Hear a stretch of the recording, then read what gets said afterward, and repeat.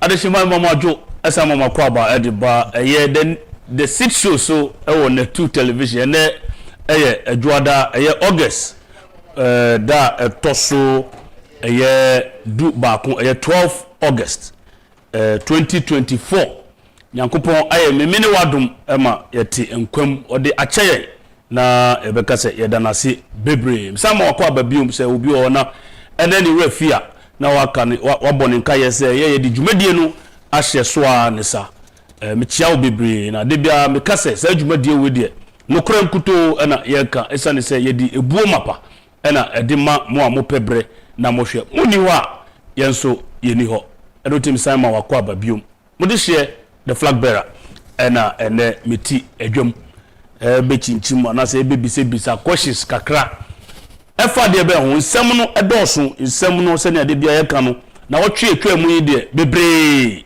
na esane ebrenti no ye fa ba ku mienu bi ne adomu esuko ne yedi emu ncheche mu de abre mo se be ya mo so mo be hu ni eko de bia me kase aboto serious business ade a ehu hia papa nti okwa akoto a ana se ebre no so a unlike former president ana no kire se edu sabre ya ntro kakra no kra kakra na wo de frafra aton ama Ghana for na nyame ye na adomo ana Ghana for atie na sem no ye de ahade no kra trodo se one ye nya adwene so ana wa kire adwene na one ye nya no nye atenidie esane se meni nyina yedi yehu ni papa enti ebe fa sa na obetumi ede woni edi dwuadie we achi e wo Facebook ene YouTube mo amu ni fie na na se mu ni officer mo ben mu TV hono ofa phone na obetumi akọ YouTube ene Facebook na oso watumi de woni edi dwumadie we achi na ensem no edoso ansa na mekọ ensem no so no ma mefa nchakese pa ma the New Patriotic Party amanyoku ewo the Trobu constituency, the Great Trobu constituency. Ene de ya ena womode dwumadie kese ehye so ewo St John's Grammar School na wodi yese esewani na sese munyina mutumide moni ebebo dwumadie no akohoma na efeye papa mpenifo akukudam mpenifo ministers ni other government officials mpenifo fi national and region constituency executives and council of elders and patrons, the abled electoral area coordinators and polling station executives, volunteer groups ahodo any ankra omodom party no the Great Trobu constituency no ena omode launch of the campaign no any the inauguration of the campaign team no ehye so na FE papa banti the campaign team no say asida piesie ana yedema obi biara o say ne bre endeda St John's Grammar na obi biara mo say campaign team si emfa ncha kese pa embre mo so na ehye mo bose dwumadi a yede ahye team no nsa no o be hwe na o modi no senia esefata na Trobu atumi afa ni ntoma pa efra endra the parliamentary candidate Mame Gloria Owusu onoso the asida kese pa na ma MPP amanyuko award the Great Trobu constituency ene onoso me fa ne personal appreciation note so ma obi biara oba national executive ntitiri ni national regional treasurer Rachel anase Rahel Tutu ene Miami General Regional Secretary Paka Odalai France se modemoni monyam ebetai dwumadie no achi Honorable Fatimatu Abubakar on my own behalf and on behalf of the executives ne campaign team ye say dase papa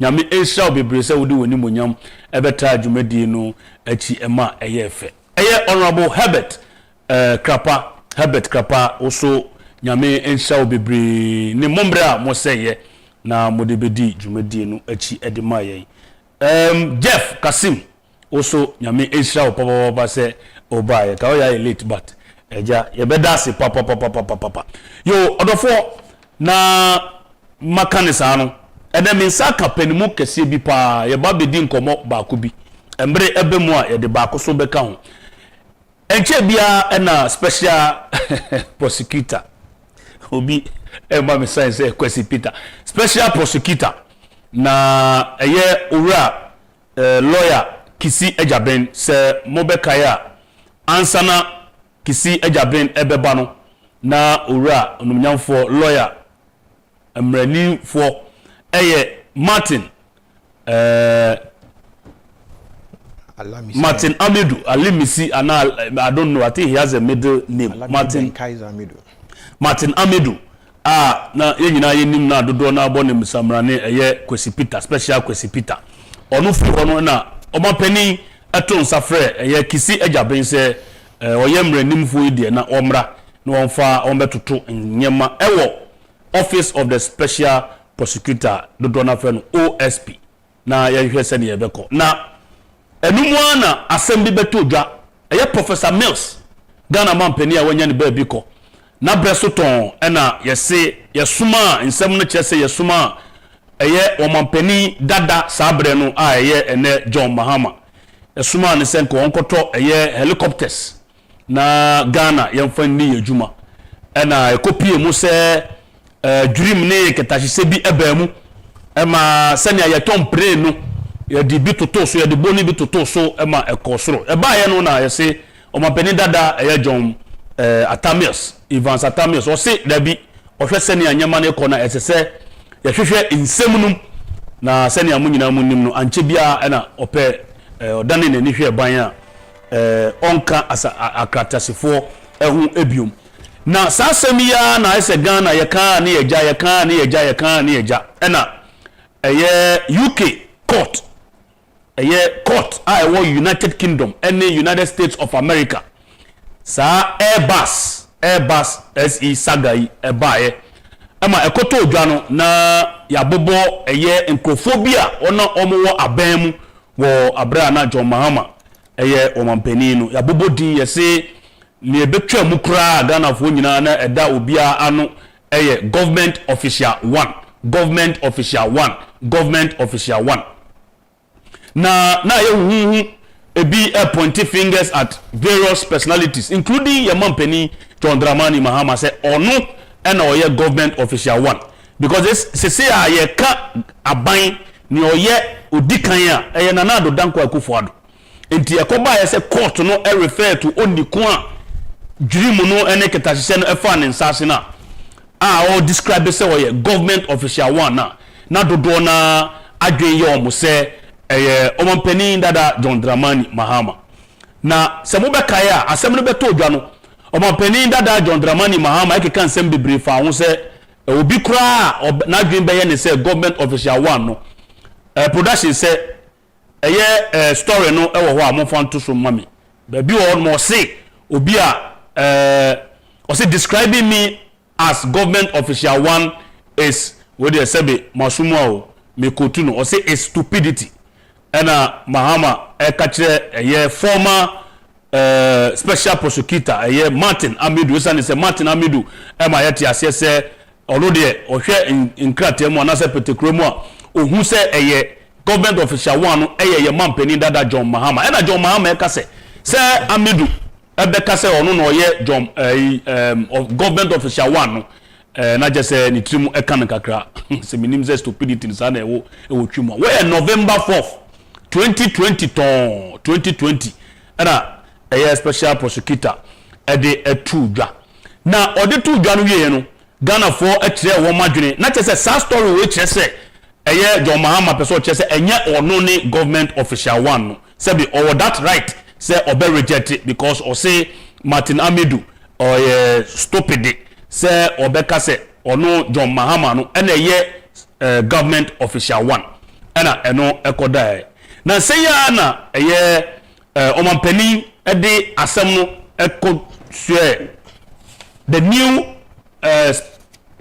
special prosecutor Kisi Agyapong lawyer mranimni Kisi Agyapong na ono so ede nsem bia betudwa ama o se ni hwehwemu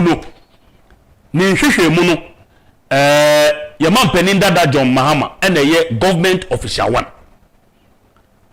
nsem a the new special prosecutor ede abetudwa ne se ya mampani dada John Mahama ene special government official 1 na amidu ekano 4th November 2020 say ono de mahama na ye government official one na mahama edidi na tem no the current special prosecutor a confirm say ni hihwe mu a waye no a kire say ye man pani dada John Mahama na government official one na sa confusion we if reproduction say mo nsem na kisi Agyapong de tu dwa na picture na da won mo fanto so emman kisi Agyapong asem o kan ye wa confirm say si John Mahama unmasked by the special prosecutor as the government official one or was Airbus aeroplane and say helicopters I see enko tomra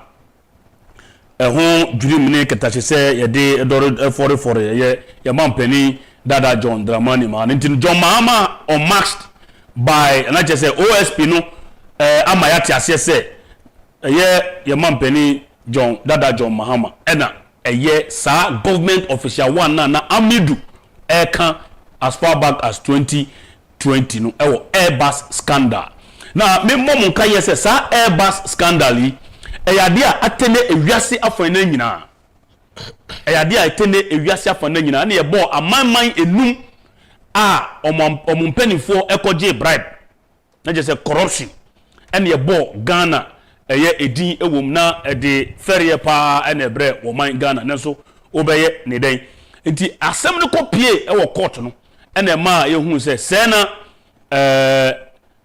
obi ka o se intermediary bi wo ho no mu a wo no ne de eye connection ne fa ne so sebe o man panin to me nko direct nti ye de fa obi so ena saa enipa no ye bobo mu din ene numre ye behwe ebe bisa nsem bebre ye de afa nsem a special prosecutor dia ba betu dwai se ekoni sen ye frihi ene ye dru ahai ene mate Ghana fo bebre ene eche o madwene efa san nsem we hu na ye te se kisi Agyapong special prosecutor ye se adwuma anase o ye nsem yi mu enhwehwe mu no emu bi na ye doubt se ebekwa kosi sen nanso Agyapong na otwetwa mu na agya ebeduru ye ema ye de atudwa se ne na wo mene wo nyina yadwe ye se John Mahama na ye government official one na amedu propose na se ka kire no se na no kre ti ye bedo asemnum esuko na moso mate ase nia eko amrebe mo ebeba mo kwan na moso ma kire madwene afa nsemu the sit show na wani egusui me guest mranimni legal private legal practitioner dodo na etwa na samrani Mr. Afoakwah me dem friend counsel Afoakwah Enoch Anhwere menim se me bodini ya Afoakwah lawyer moajo emoakwa ba mejo suminia na bokode yemi adom boko flag bearer. Anybody who describes me as the government official one, not just a Mahama Neka say, is stupid. Don't know the or refer to the then special prosecutor, Martin Amidu. And then yate true kisi Agyapong say, Onuna no di ubia temuno. Ono no ye special prosecutor mepa ono ye government official one answer na ye beba sa asem no so no sa Airbus nsem we no ohwefo bi ahwe yan o se onte da pacha obetumi amayen briefing kakra as to the genesis of this case. Okay, me da se pa flag bearer na me fa enchi asonkoma wahwefo na me magana fo nyina so aju se ade achena ade science so ababeto ye good se wo hwe sa Airbus nsensemi ya aba abesensen ewie magana for ye twe no esre ene abasa na edi se ye twe no esre ene abasa because oti ase a enye ye ni nyina ne se omampanyin kufuo apenso good sometime in 2008 and the Ghana Air Force and now Ghana Armed Forces so at the request to become our mampanyi say omo careers e wo ho no mo a omo edi won juma no enyini okay eno nti no e ho behia se ye be decommission most of them na ya to foforo agum eno nti obampanyi kufu apen so e na o ye se sa na be dia ne yen kope sika bi free America aban ho na America aban no yen hwe omo defense pact bi na omo so supply yen ewimusen a ye de be boa na ye de asoa ya sojafo ya srafo obo peacekeeping se omo di djuma bi a ene ne ma ebe boa no omo djumadi ni nyina atimi akosoro na eno na fofi antoata omampanyi kufu aban no ekọ na wiye na djumadi no sika ye pe free America aban ho no entimi go through eno nti entimi go through no na wo se ye koto aba December na NDC aban a na omampanyi a onya ne ba bi ko Professor J.E. Mills nyame fa de kransie yi na ebedi animu na ono obedi animu no na e wo se oto asa nhyehyeye ne so good eno nti ye nkoti adromra so eno ane ha eno nti ha ye de ye koti adro ya be so na o ye de ya de kasi ka na be ko sika eso de koto plane sika no so na o mine foto mo no na ye ya hoboa enso se ye betimi etu saa na mo no enso even though na ya hoboa enso se betu saa na mo no na aircraft na mpenifo na sa sojafo no na ache ayedada nti na ese kwan bia so no se ye besia de ye pa eno nti no hwe o mampanyi kufu nhyehyeye ya o de to akwan mu na nhyehyeye ni nyina ye se ye ko je besia facility be free America aban ho na ye de ato nti na sa facility nya ready okay na so hwe bre na ebe to mu na between 2008 to 2009 or 11 no na je say plane ni bo no akosoro the type of plane na aban ne pattern no na ne bo na ye din e wo wiase enum na aban no eye se NDC aban na e wo ho na Professor Mills e da no eye se sa na be ye dia ene obo be ko mehwe Airbus okay eduti Ghana mra se bedwani bra se bedwafo e ma approval se ye nkoto Airbus no emu mienu na Airbus ye nkoto mienu no ene ho sensem e ba ya se Airbus ni officials bi enam keta hyehyɛ ene proye kwan bi so enam wiase de sika hyehyɛ aman panyimfo bi a omo tumi sɛ omo na agi dwumaje tum ma procurement se enkoto plane free Airbus ho no because ni nyina ne sɛ omo ne Boeing who say wiase no the giant in the aviation industry no Boeing Boeing is an American company okay and Airbus so say a European company a omo no based in France okay Erunti oko Toulouse and that side ho no around the Toulouse border ho no na Airbus company no omo no based Toulouse France exactly enti that side ho no omo so say and American company so Boeing enti wo hwe American company Boeing na Boeing no in the aviation industry no na the giant and ho no want to say Airbus so the new models of aircraft be ma competition no apeja akoso okay Erunti o hwe say ono no beto Boeing na Boeing had dominated the aviation industry no e wo wiase obi ekoto plane na oko Boeing for ho no mo nko ne ho no mo na e so no so pe and si bi a no so be penetrate the market to penetrate the market and the penetration was to use on ethical unorthodox means of bribery and corruption practices or they amafo a edi aman nim so be to bi no oba ne no atena se o to a ma percentage say so o to bi no a obenya chefa say ne wom o to miensa obenya say eniti no eni nyina ko se Ghana de no ebra ye papa John Dramani Mahama ni nua Samuel Adam Foster Mahama ono or the Samuel Adam Mahama na ye say at the age of 17 this 16 or 17 no sir na ebusuan ko bi adopted no okay o adopted no omodi omodin no Foster no okay enti okuta edin mienu okay Samuel betwa fen Samuel Adam Mahama another Samuel Adam Foster ni na yes ani pa ba ko na nti ono ena de ho kotwi Airbus for no ne business partners okay edom kotwi Airbus for no e play agency role because ni nua ena ye vice president of Ghana and now you are vice president of Ghana so automatically no by convention no you are the chairman or chairperson of the Ghana Armed Forces Council okay na ansana Armed Forces e dey request e be ba so mo pay any of the military accoutrement no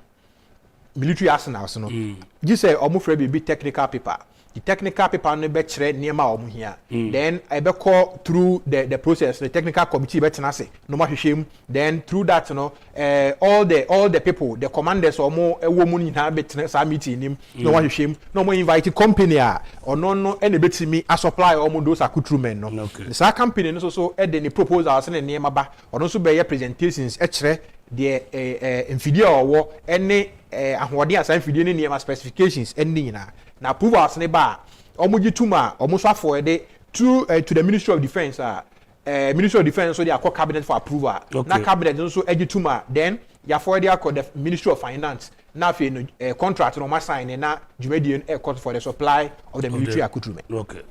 There's no way in this e kire be your manpanyin abedichire a play role in the procurement of this any of military arsenals or accoutrement for the Ghana Armed Forces.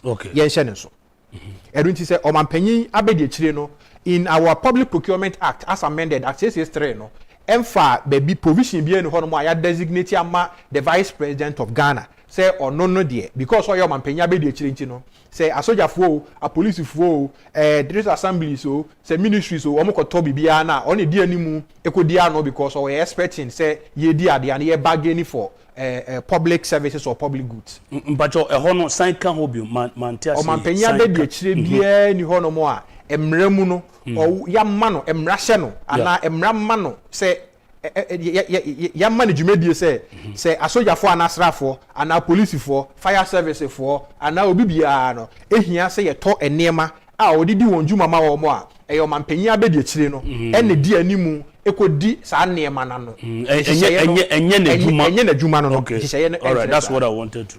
Who ye chairman or chairperson of the Ghana Armed Forces Council no ejina ho no mo mate say a company flag bearer a company a yebeka say it is a board of governors a board of directors of the company directors in corporate governance no directors take decision anywhere then they pass it on to management for management to implement the decisions of the company and improper corporate governance practice no omanpanyi abedi chire by convention or ye chairman of the Ghana Armed Forces Council no enye na said ye say so ye board chairman po and now ye council chair mpo wo na onam udi animu so kwakodi enema no e de ama adwumeku a udi ano even improper corporate governance structure. Say upese wo ya you must declare your interest in that business.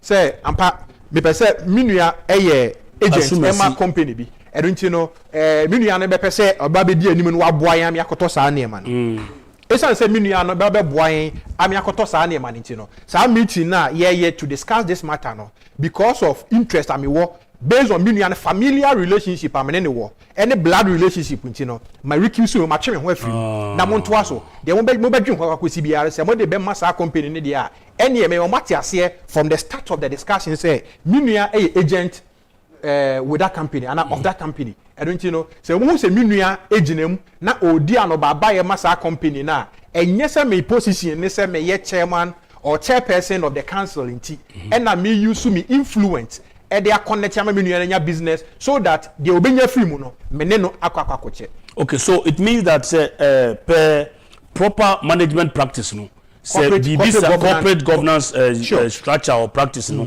say bibisa koso na say ohu nipa bi ewo dwumadie no mu a say wodi tudwa say mpenifo yi minua anase me wofase anase se be meyiri nua po ena edi sa de wuyanim nti esa ne se mempese ochina se be beka se my influence nti ma me yi me wonfiri mu na almost started process yes na opeso je sa na mranika o he yemra kuni under article 284 of our constitution na eba conflict of interest na for say e wo say on my public officer bia no e wo say wo hwe say onfa wo ho or personal interest no override the public interest no it ade bia na wankasa wo private interest or your personal interest no ebe override the public interest or ebe di wanim bia no e so opekwan na twe ho free ho ene bio anything public a public of a conflict of interest and what's that is basically what article 284 it is a unia ewom na ebe amount say because of unia wom certainly person who knows your business. I don't know the day. I see a new boy could trip. Obian hold more, so will be bimunas in New be ever benefit here. Or Becca say, carbon things when you have money and benefit. Certainly. And Untina, Obia no, Meme. Oh, yes. Because I wanted to ask, say, and you don't go on the decision maker. Exactly. It's a group of people. Sure. Ebia ono ye baako per plus, ebia 9 or 10 others. Why should ono kwano influence need to me override the influence of the others? Yeah, the power. You name say one more board no so no, and as a group no, professionals are nim de. Absolutely. Yeah, share the powers of a president. Okay, say maybe na Black Star epe coach na Akwesiapia e call me say ko World Cup and South Africa Cup bi a ho nsensem ba ya na say yempam no say yema ntena o na omampanyin meet the press e Jubilee House. Yes. Na Central for call na countryman sungu e ko bi so omampanyin Black Star coach ayewe no Akwesiapia yema ntena anase yempam no o kan say omampanyin de man o say omampanyin sre e no ka asem bi Ghana for adwen ankoso omampanyin say I am the chief executive of this country. Omampanyin na danko akufo-addo. Okay. Eka say ono the commander in chief of the Ghana Armed Forces. Oka say yempamo na say ebia na GF4 person maintain no. Okay. Enu nti ono ka say yempamo na say GF4 we interest on maintain Akwesiapia because of a local coach. And omo hu the technical ability say papa ombe pam because of omampanyin aka. Okay. And oka say yema ntena ho so a ebia na performance so GF4 ani. Enu nti oka say yempamo no so a GF4 baako na me say omampanyin ka say yema ntena yempamo na GF4 pena because omampanyin aka nche be pam. And omampanyin ka say yema ntena ho ebia na GF4 so mpeni because of the performance omomodin. And nti ne ba bi to omampanyin ka say no because of the position nti no o ka say yema ntena ho ya asem o ka say yema ntena ho no mo ya asem it a GF4 asem omo nkotena se na ho mo ankasa empe a solution to whoever they want to lead the Black Stars as their technical head. Vice President omampanyin ho ya president. On also need the number 2 of this country, chairperson of the Ghana Armed Forces Council. In spite of say commanders, sector commanders, being the chief of defense staff of the Ghana Armed Forces, being the army staff, the army commander, and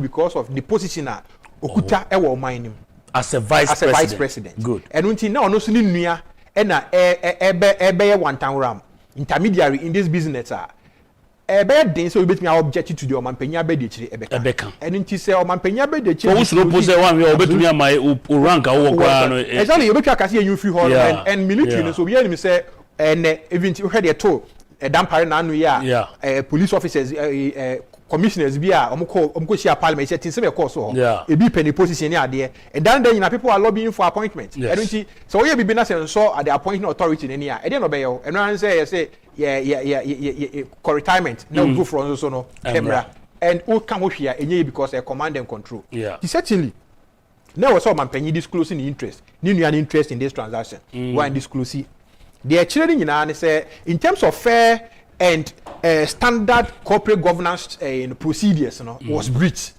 right from the word go. This procurement saga. Omampanyin no emmeddle itself in one recusing who absolutely never recuse so one recusing who what name ebo take decision ni nyina influence decision no nyina no to the advantage of the union because when recusing who it we have every fair opportunity to say that omampanyin recusing who means that omampanyin that then vice president yes ni nua ekoye no na che say opese oje adwuma na ni nua ni and one recusing we can say with all certainty and with all confidence said that was the position of omampanyin abedechire John Dramani Mahama Sabre eto so koi ema omo sa procedure no parliament approve the purchase of the 2 C295 aircraft no e de ma say yenkoto enfambra okay agent bia no and I say who play agency role bia na you under contract agency no only o principal no signing agreement ema mo terms and conditions ni nyina no is spelled out as to the ways on ways I be remunerate you and I say also no ubenya wo share of the transaction na econo being it said the market kwakusi bia no say who deserve 10% to 5% to 2% to at the end of the juma no every principal will give his or her covenant na agent no and agency no so no e dey ono so covenant ato ho no mo at the end of the day no you assess per the covenant between the principal and the agency say final outcome on eba e no ho ne ehwe ye dey tuawoka at the time the first campaign for the procurement of the 2C295 Airbus for the Ghana Armed Forces no Airbus aircraft for the Ghana Armed Forces no na agreement be ni Samuel Adam Foster Mahama any Airbus in them. There was no written agreement, but there was a promise. Since Ghana two aircraft now, Airbus for Ebema Adam Foster, and then the team no 5 million euros. Where is he? Because Okasan, say there was no written agreement. So promise. How did we establish the promise? Where is the promise? I mean, what is the evidence? Where is the evidence that or you promise Adam Mahama? Absolutely. The promise is your word against my word. And Airbus for us also know are now part of their word by paying them the sum of 3.9 million euros. Okay. Which are 3.9 million euros. As what? That payment as was. Ejubo mo ye networking omo ye the contract ni ma omo no any ade nyina supply 2 aircraft no e ma Ghana no omo ma omo 3.9 million euros as agents or yeah ma omo agents be and you have an undertaking natural there's a contract between them but in this case no there was no formal contract between Adam Foster Mahama and the Airbus SE. Okay, so me so if there was a contract between Adam Mahama Foster and Airbus SC4 now, would they Emrano say they have to disclose that agreement to, for instance, government of Ghana or person or aircraft? No?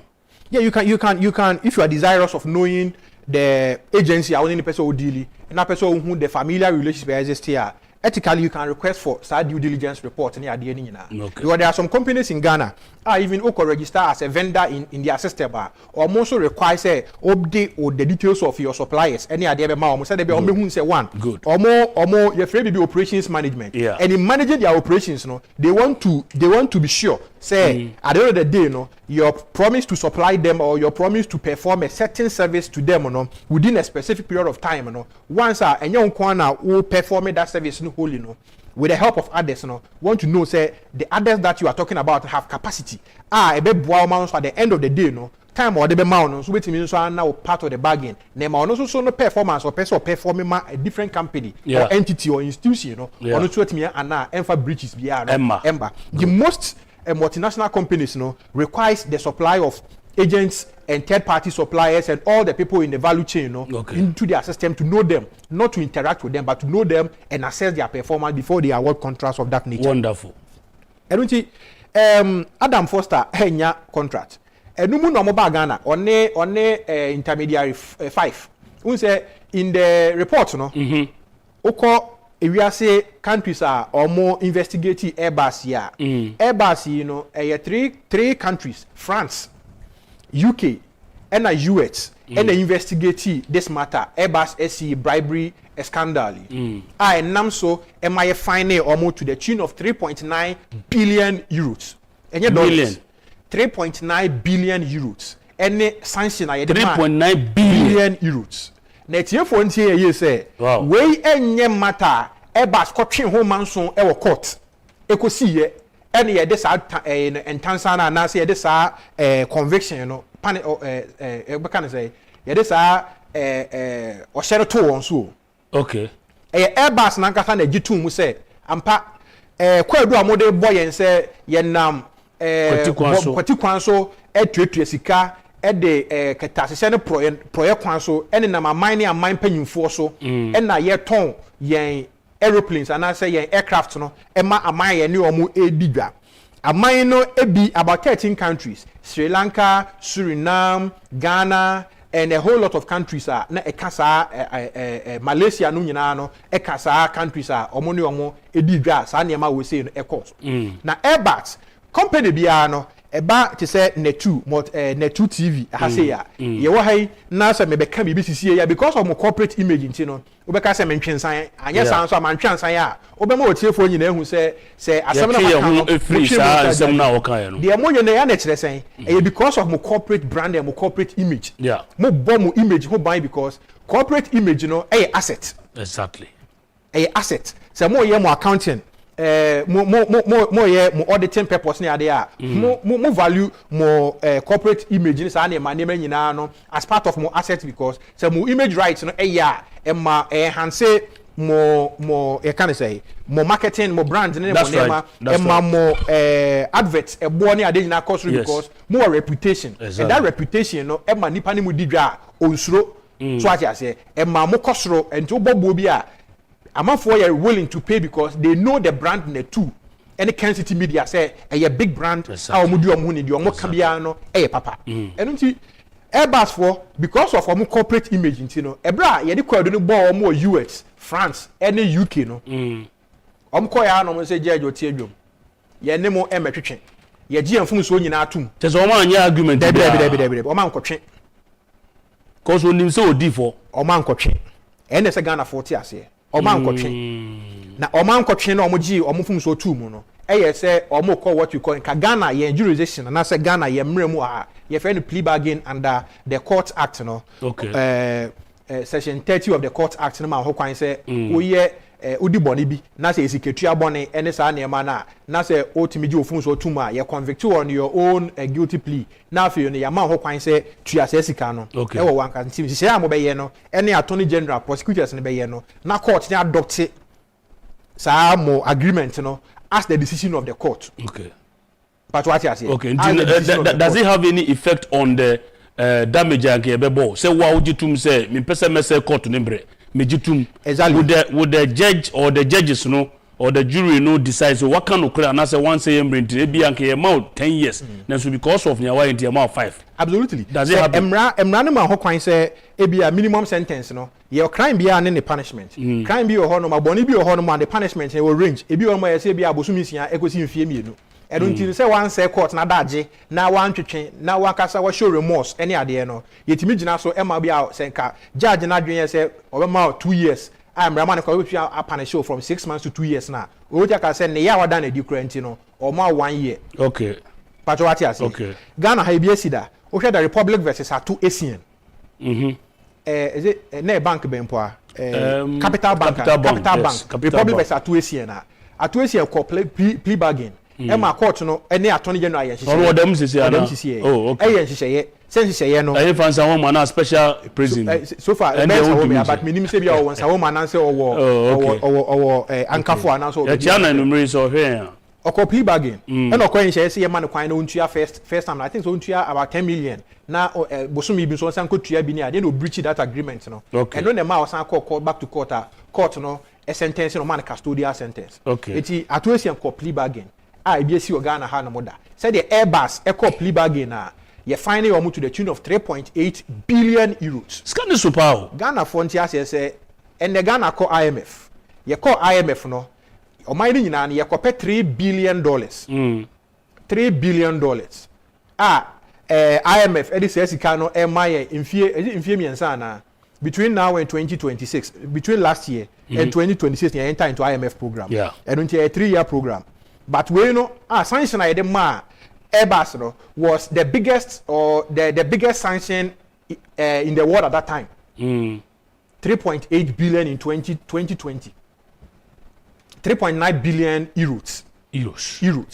And yes, so chain eko ball in court and a court na kasa evaluating evidence and our share what could be for also evidence and a court na kasa settle matter no by ruling in favor of the prosecutors. No. Numum Airbus for no and the omufum so tum say no correct say mo boy kwadu say nam ketasese ene proye so etuetu sika ma man panyifo a omo influence to determine procurement decisions yagitum and because of our corporate image you know yes rem say mfa we mo nche na asotwe bi a mo bia no mo fa mayen na yebetua okay ena ye de 3.9 billion euros no ema Airbus say bone a omo agents ene omo officials employees aye owiase nyina no omo je omo fum so tum as a company under Ghanaian law wohwe yen Companies Act of Ghana na ye wo emra e wo mu a ye free be vicarious liability. Okay.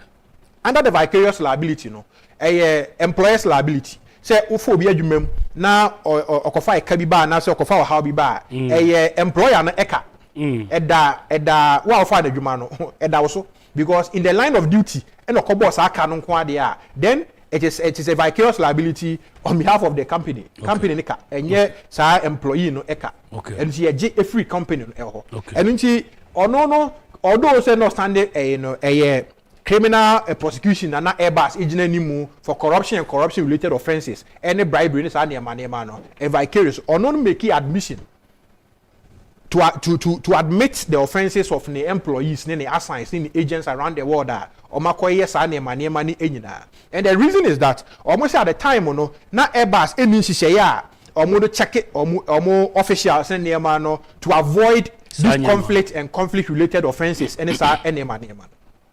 And now Emma join an international organization your friend will say the Organization for Economic Cooperation and Development OECD convention do almost also because world aviation industry.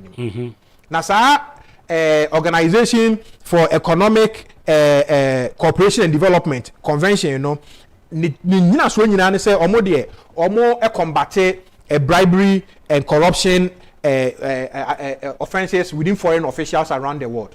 Say obenam edwadie kwan so international trade now there won sa sika ekwohwehwe aman panyufo ni tumi wurafo amoto mu ni omo nsa achi say the bear they will make some decisions for you.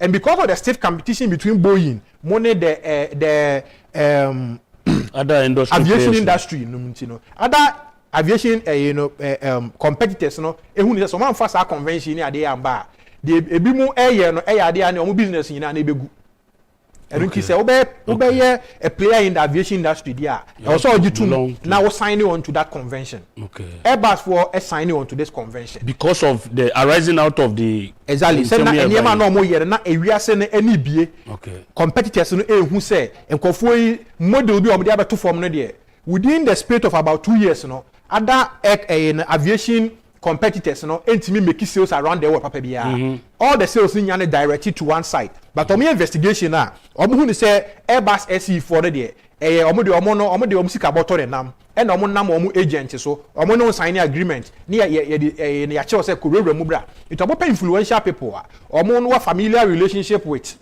sa man panyifo ni ade enu nti no oni unu ya ne kasa no ogitum sampa ye beto ni ya hye bobo yeshebo na say mo sign agreement ni wi na de mu deserve on ya transfer amamo. Okay. It almost sign this agreement we and Adam Foster omo investigation show say Adam Foster the company no be established in Ghana ha no omo share the directors and shareholders of that company na Adam Foster is shareholder. Adam Foster and Sunuya ne John Dramani Mahama blood relation ni nua pa no vice president Nani Ejaba. Okay. No vice president no sign chairman of the Armed Forces Council of Ghana. Na Ghana expressing interest in buying C295 ni be from Airbus no mo hu say a breach to the OECD convention enu ti sa na be dia omo yi omo frim na enum na Foster mo san ye fast together with Airbus employees bi e fa ho ko fa Spanish company bi ebem sa Spanish company ne de say ono ne Airbus aye adwuma cha omo wo good credibility omo ahusuo no bibia no omo di omo huni. Okay. Airbus say omo mum and ebe transact business for and on behalf of the people of Ghana. Okay. Abegina Airbus any Ghana name ISA transaction na omo share Adam Foster Mahama mochi. It Airbus to 3.9 billion euros. Emma sa third party company Spanish company Spanish company timu 60,000 euros per. Ono egoro boy keke 60,000 euros per the free scanning. And or transfer the account about 3.8 million euros at the Foster mo company Okay, lawyer, hold on. Sikaya old boy, is it correct? Is it 3.9 billion or 3.9 million? 3.9 million euros. And only a Foster mo dey indicate. Also, mo promise or initially make say Airbus promise Foster mo say Ghana to 2 planes C295 no million dia. Or mo be ma 5 million euros. Okay, good. So 5 million euros and afi ebede di say foster a familiar relationship and nua pa ne John Dramani Mahama and unti Airbus for because of the OECD convention no ehun say on ethical practice he say ehun abeda ho na okoso ne di djuma obenya problem around the world and unti say the entry foster mu ensi nchen na omu free because of smart move now sa transaction in free and na Airbus employees ni bi omo officers ni bi ekotwe sa Spanish company no ebe shey say e omo na ne Ghana edili okay because foster mo amman kwan so omo ne Ghana edili it is kind of omo di omo company ni di na ye bibia e na omo yi foster mo company no e free Mahama nua no omo company no e si nchen because they were just two directors ono ne sa intermediary 4 no intermediary 5 no sa be mana no ye adwuma wo oye movie ne newscaster e wo UK no omo na directors and shareholders of the company and omo yi oni si nchen and am ko fa Spanish company na ono de oni Airbus aye adwuma che the Airbus nimu no it say HFM ene Oman FM now yakofa HFM aba say HFM mum ene make deals because HFM there e bia enyo no abo Agyapong company e ti obi anim say bia HFM e de ne ho patwati ase it HFM ne be ginem and na sa company Spanish company no e be je 3.9 million euros no as we mo share of the part of the share of 5 million euros no okay and or transfer e come out no 60,000 euros okay and unti omo ko to third plane no or transfer 60,000 euros no de ma hwan debi omo no so omo de omo ya Goro boys omo station masters and tu say uko station bia na kolodu a station master tin booking fee okay now or the sales na or the usika no loading fee no the amount into 3.9 million euros now omo je no sa omo transfer 60,000 euros 3.9 million euros no eh the Airbus etuama company ni say company ni share Spanish company ni share so no na di ani mu ama Ghana ato planes ni mienu okay every Airbus ho it omo share of 5 million euros no promise omo no omo share eno no okay but before that no now because omo sign the OECD agreement no the standard was that untimi ntua more than 5% of the sales revenue no emma agents okay and unti now say komu tua less than 3.9 million euros, which is about 3 million and some few and 3.1 million euros. Okay. But omutuya boy. Okay. And the Spanish company no. The Spanish company is a case can 3.9 no. And on what say the 60,000 euros booking fee. So what I say, station master say the omuti ade na ye kana say. Booking fee we say udu car eko station na lodu a. Sky agent nyina say car na fa nipa 20 a. Ya register nyina e bia 10 cedi into 20 na 200 cedis. Near station master be catch so no lodu the scale no so a okwa no 10 cedis. Okay. No at 10 cedis. No they were 190 Ghana cedis amount. Okay, so so what mama Matthias said this is almost Spanish company ni 60,000 euros no. Sure. And no the rest no or the Adam Mahama mo account. That's what I wanted to. Or the two account ni. That's all my job sika ni nyina. Do I na adwuma wi. O ma so Airbus for no. Okay. Adam Mahama mo de omo ye nyina skillful way because it was unethical no omo fa backdoor and the quadri says no now it's a case can because the amount was 5 million euros so to two planes it's here what you are 3.9 there na ka be 1.1 say Airbus tuama omo yes enumu na omo ye say sa company no en raise invoice na onkoje say sika no mra na omo sanche anti omo de enfrim no omo okay already invoice call ye no and a company no Spanish official abako e wo ho no say no because of the new conventions na abanti no say sa company no Spanish company na ye adwuma ne dia then omra interview no mo assess invoice na wa raise no because of the interview nti no o say sa company na nko besi ne anti sikanaka 1 million pound euros na 1.9 na aka omotimi anko e besi ne from 2020 e besi ne omotimi nje say from 2015 2014 ne besi ne omuntimi kwaje seska no omofa Airbus nkonko court say Airbus omusika wa Airbus on mo a Airbus ntua ma mo besi ne mpato o convention na ye pa o tene ma na say Matthias ye ni nyina ne say familiar relationship na ebra omo DPA no eye deferred prosecution agreement aga na hanke beka say plea bargain no omo ne court no eye no prosecutors ne ye no omo jom fun so atum no omo bobo sa omo intermediaries any consultants ni ade omo ni omo aye adwuma nyina network ni nyina din but omo din because me read the portions natural. Okay. Why are omanfa omudina to bia kisia jaben ne office of special prosecutor ne na egitum. Na when you maybe sa question na di kabisa e say na government official one no ne hwan. On ne hwan. So what who government official one there and they say what me evidence e wo now the procedure on this matter. Exactly. Now case na nkasa. Sa Airbus case no hwan na dey court. Ghana. A serious fraud office. I'm free. Serious fraud office in UK.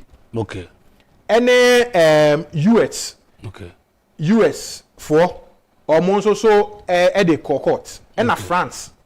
Omo your investigation. Okay, pass French mean campaign but passer national de financier. Omo your France investigative body check Ghana ha yoku. What's there? Passer national de financier or something. PNF. Paché national de financier. Yo mono ti say Ghana ke because yoku and say we no. And UK is also serious fraud office. Okay. And US is also Department of Justice and DOI for also two agencies. US and a investigation. And one agency in France. One agency in UK also your investigation on this same Airbus. The separate investigation. It be collaborative here. Okay. But US there no almost a parallel investigation towards the UK and France for no. It will no be had their court. And court no decision no Airbus or no there wagina from so nyina to do can be I no correct. Or no there obi o mbia wa bribe no. Omo the agents na bribe no. Eno nti no ombobo omudin government official one any sa na ma no. How man bo bi edi. The Anhwere woman say, Yera Kisia Jaben in the Office of Special Prosecutor. Etimi who government official one. Who is a government official one? Say government official one no. The former Vice President of the Republic of Ghana. No, a chairman of the Ghana Armed Forces Council. Obey President of the Republic of Ghana 24th July 2012 to 6 January 2013. No, somebody president from 7 January 2013 to 6 January 2017. Or no, any government official one. You see, Emremuno, ye wonema miunu. Obi bone koswa flag bearer. You can have what we call direct evidence. Yeti hey ye kasa ewo camera so. Camera is here a trying. And the same year KBN recorded. Yeah. Your name eba. And you can have direct evidence from near Aircosui. Sabi, Obi Afoakwah Obi car. O we car and nipa ko pie no so.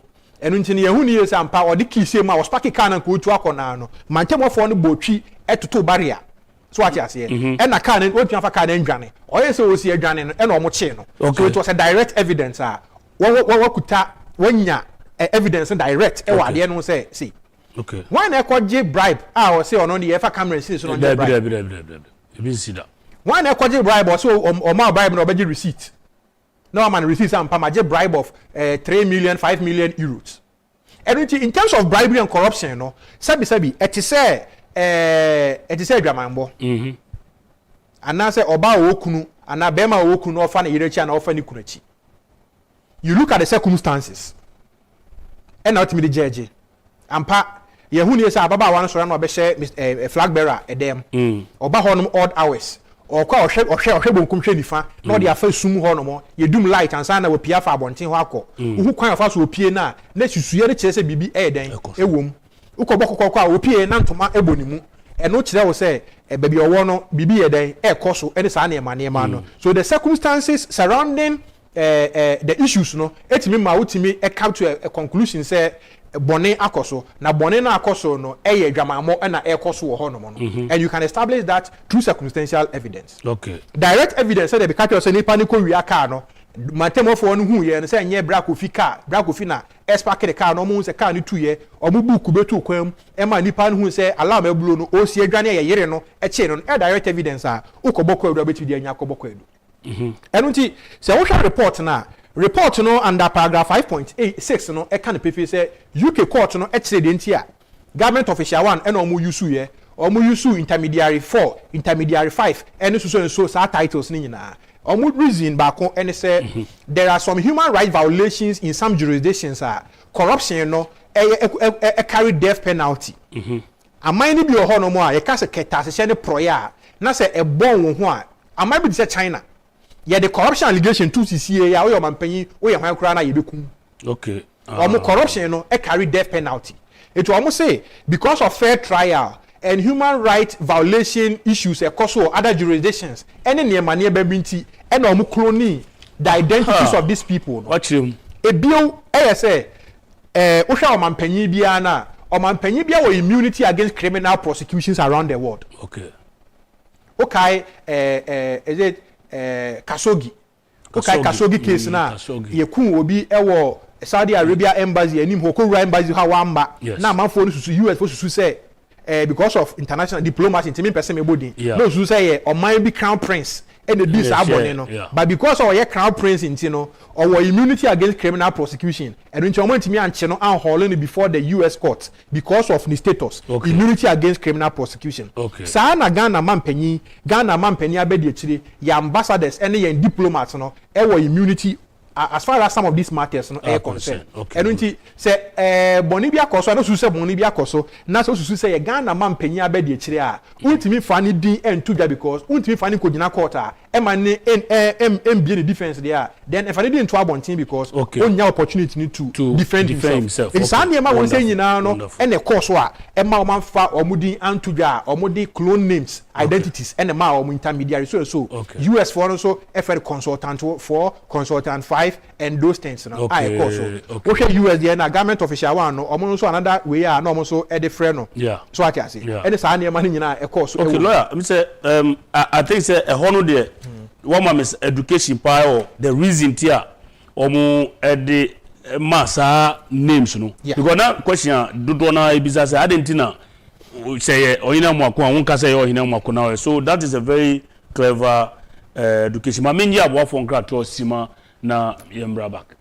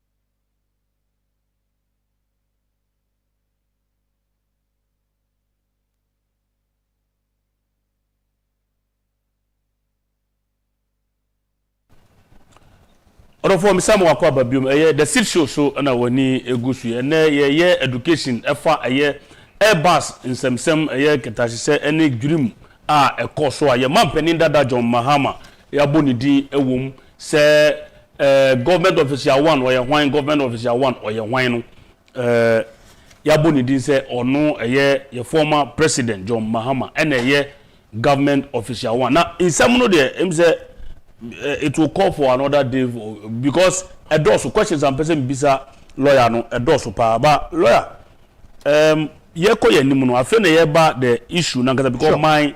my interest in this matter and they say u kasa no u use circumstantial evidence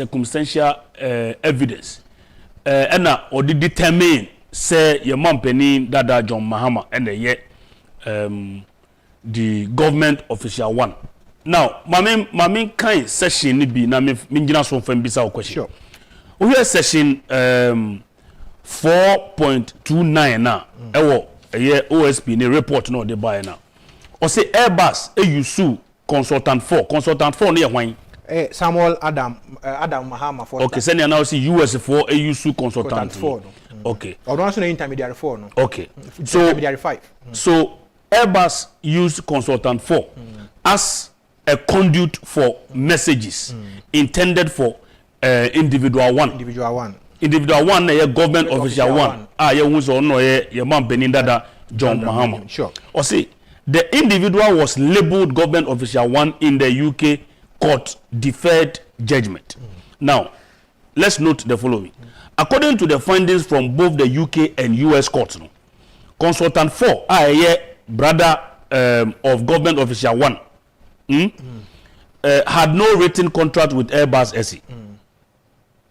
As at the time of the commencement of the first sales campaign, Airbus purposely sought to engage consultant 4 Adam Mahama no, due to his closeness to government official 1 John Dramani Mahama SP Amayehu. Now my question now is that did the OSP investigate sa assertion way? So, Obi Obeka say na during the first campaign Ghana took 2 C295 aircraft from Airbus no. Na Adam Samuel friends say Adam Mahama Foster Samuel Mahama nua no anu nua ketoa no. Na wo ye agent or ne Airbus for ye adwuma na no ye agent for Airbus no enya no correct. Okay. Because there was no written contract between them. Good. And every agency who establish agency you establish agency based on written covenant. Exactly. Ni opese ojina ho ye ma and they also so be ya ma no na monje mun sa hase na ba beda ho na obi age no ate ne ho atom. And at that time no UK US court no established say there was no written agreement between Airbus and Samuel Adam Foster Mahama. And obi obeka say no ye agent Emma Airbus biya nti no or no de or a victim of circumstances because ni nua na vice president no so ne Airbus for year adwuma da enu nti na akofa sa how we say aba enye no correct. Okay. Enye no correct. Okay. Now no ye or a guru boy or a link person enema or the information free Airbus no de abre ni nua John Dramani Mahama. Okay. No so de Ghana de aman and them push ko Ministry of Finance enu nti no so de akoma Airbus for so deal no eya boso eya sete any idea. The promise was to give them 5 million euros. And omutu 3.9 million euros. Edma through the Spanish company, like I earlier stated. Near Ebema Nkomona ye deni OSP adwuma nyina o ye na ye de. Na ye hu the gaps and the weakness of the worker OSP ye nyina say. 1. OSP is key the legal the mutual legal assistance. Ghana, any other countries, as far as the investigation of criminal conduct and I say criminal offenses around the world are concerned. Oh, sir, 2 million. Yeah. Because of juice cogents, ewiase wo bonefo be ewiase nyina na yechiri. Okay. It's corruption any idea because of the aviation industry, any competition unti na sa OECD agreement sa na convention any sa na nyina ho regulate the conduct of players within that space Okay. And which is Ghana SK mutual legal assistance because Ghana did not participate. OSP Nankasa State said Ghana and participate fully and a near encounter cry. Ebra France, UK, and US thorough investigation in this Airbus. Okay, we didn't play any role in it. And in China, Kobe say Airbus for no France and UK and US for no ever supported the investigation and Ghana. Ghana has on Airbus SE. After the courts first decision no e buy. Okay. Na Ghana so as a nation no I conduct independent investigation into this as referred to the OSP by the president through Nana Asante Bedi Atu, executive secretary no. Okay. But some mutual legal assistance are now seeking no. According to OSP, where countries now support no. We reading the paragraph 6.1 now. Okay. Expose the OSP no kata chirim say where support na free sa mine me ensa. Okay. Na the onya ye sa decision judgment amakan bi. UK the US the 104 page and the others na no so e kan bi. And afi no san so frɛ Mahama. Yewura Mahama mampanyin dada. And no frɛ nunua no so frɛ o mama. Okay. Or issue a friend say arrest warrant na de nyina wo so e de Interpol red alert nyina to wo so mamba e nti no na wo say eja sweet deal OSP etoa wo UK. Okay. No mkotena sit together with their lawyers e wo UK baby wo wo no na wo to wo ma no. Okay. So this is how the investigation went. E nti no toa wo UK ho e no mkodi nkomo. They were never arrested. Yanchi wo they were never granted bail.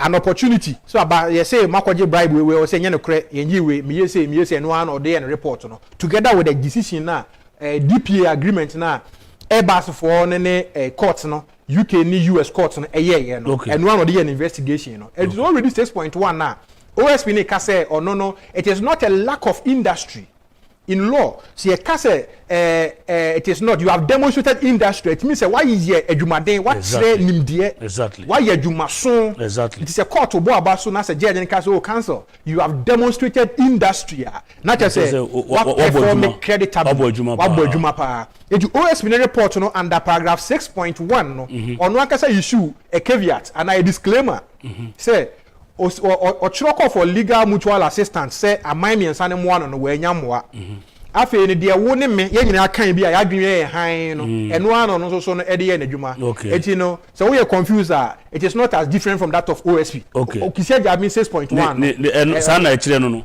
6.1 no me ba me de lande out the way so man fan lande so e don't say o hwe baby ono be ka say government official one President Mahama na chi wan kasa wo be ka say President Mahama ne huson boni bia ni ne hu because o hwe paper ni mu a decision ni mu a ya money ye boni din wo say government official one no we hu say man sika wo ana say ya nka no baby a say oji sika ana ye bribe na na ye ni bibia na na hu so government official one because in the judgment ni mu no there's nowhere your boy President Mahama didn't on a government official one.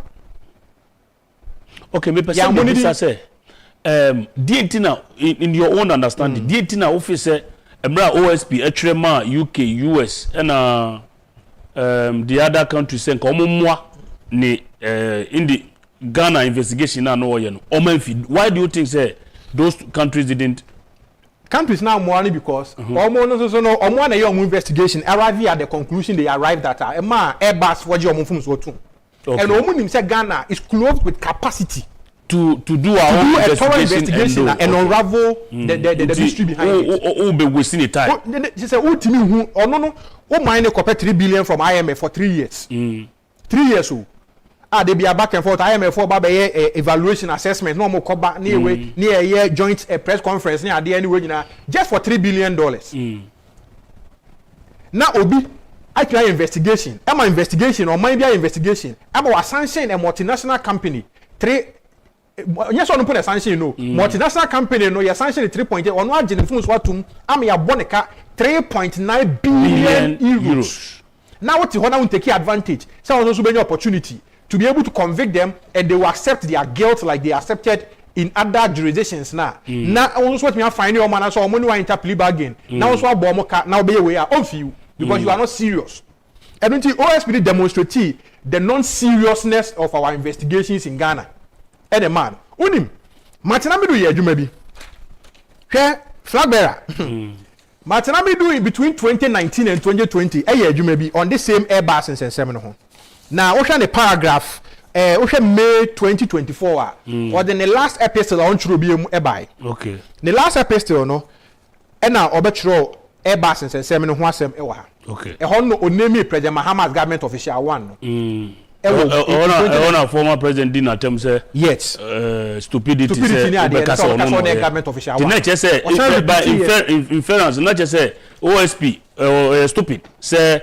based on John Mahama and some more kind or a stupid so because on no yet also resigning also resigning okay because one more Ghana for over 4 years or 3 years investigation or anything you see can was say no seriously because if you can rely on circumstantial evidence to name somebody or no ejina Ghana television so ne radio so ne akase nyo no onye government official one edi ebinum kura tem even including the former first special prosecutor Martin Amidu oye adwuma pa you see in the special prosecutor's work oye report 25-page report no makan ni nyina and analyze the document ni nyina with the mathematical precision okay now who analyzing there's nowhere or kase even kwa oje John Mahama account and answer oje Adam Foster Mahama mo account and or investigate even the inflow of cash any baby at disbursement be able to determine account also transfers can be near the echo but Martin Amidu ye in 2019-2020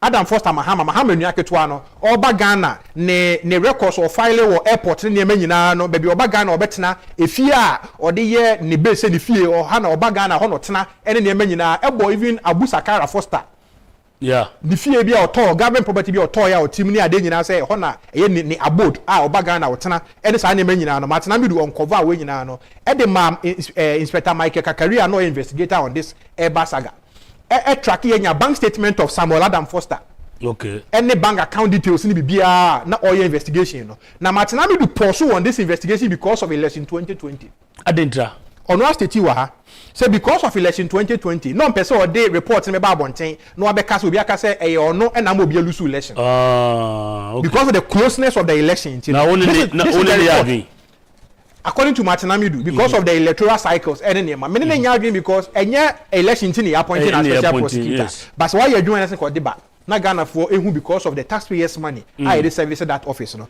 but if you are relying on elections say elections in ti na wonya adwuma na say wo dey ato nchen ya after elections and that's why resigning the obedi wa dey should have continued for Martin Amidu no but who can report now you see it is fair so paragraph 1.2 now Kisi Ajabe Kachire said the report has been heavily redacted it means that emrem ya can redaction censored where you salient points in the and maybe it has been censored from the report including the identities of the persons involved in the manema and now redaction include the bank account details of where mudia name but once what in area say redacted the report is heavily redacted now also issue caveats any disclaimer or no say my who say one money in the investigation because we need collaboration or support from the 3 countries or more investigation earlier in this Airbus matter no any say money it shows that here say ni bia no rely on or interview now why no akobo chrono mabo Ofe President Mahama be to me say abokro no in the report or interview President Mahama it's about just 2 paragraphs or 3 paragraphs there's nowhere even crown or Sikis or Benya President Mahama account can go into the account. So telling us that he even went further to investigate President Mahama's account. Say Biosro. You see? And Adam Foster can be ewoha. The Okan yen kwano a shame to the OSP no akasa the report on MI.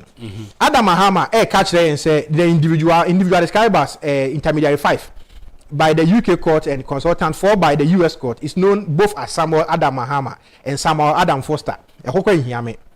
But he assumed the last name intermediary 5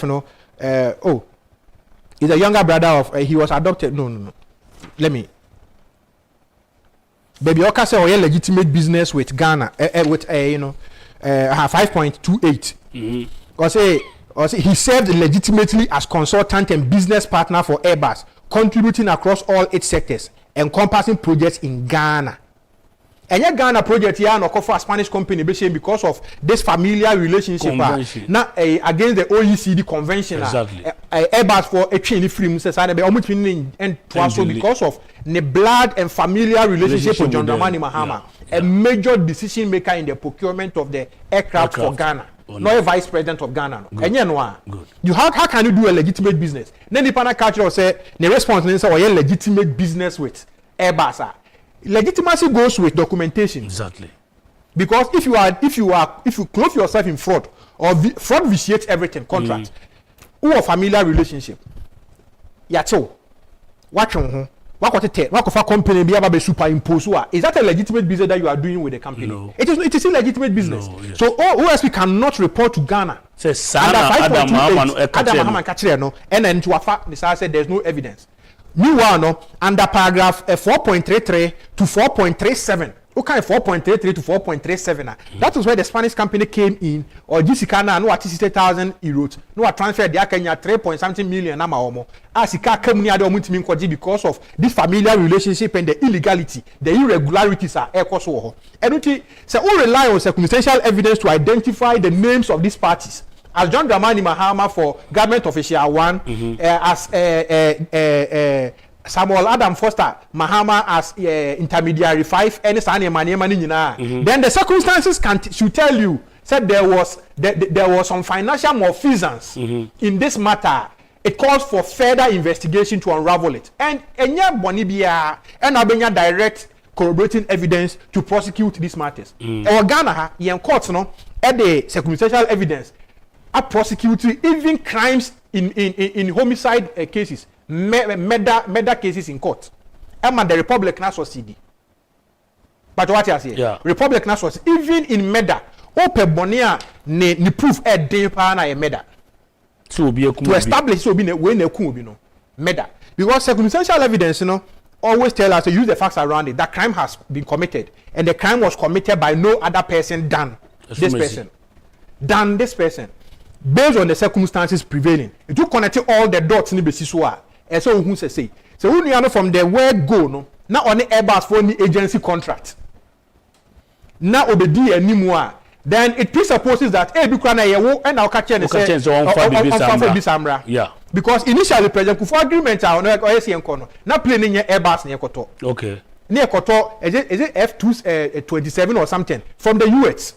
That was the initial agreement. Now government of Ghana and the US authorities, US Defense Agency near Denya. That time now former President Akufo was. It was on 2008. Na Akufo be power no more this arrangement. The purchase, the brand of a plane on Mokotori was not Airbus C295.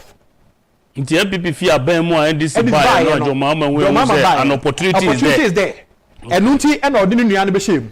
Nuan be shame no. Airbus watch you no and I'm done you for Spanish company be shame as a third party in that transaction. Third party is with this scanner. No what in the booking fee $60,000 euros. Now I transfer the account 3.8 in the account Adam Foster Mahama mo. Martina mi do juma power ye ntino or tracking ya Adam Foster Mahama account.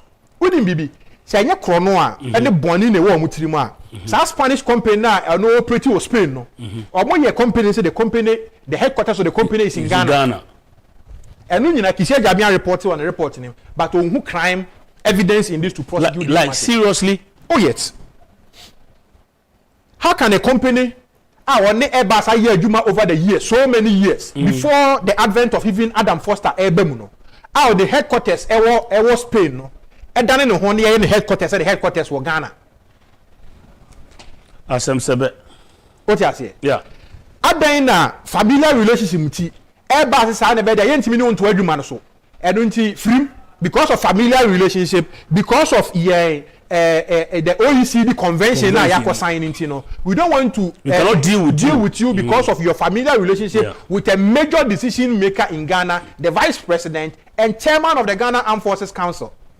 Now mokofa Spanish company operate in Spain. The headquarters Ghana. Abra the headquarters in Ghana. And they call this car, not so this car because I know na year Jumanintino or this car not transfer booming in Abremo and not take just a fraction 60,000 euros out of 3.9 million euros.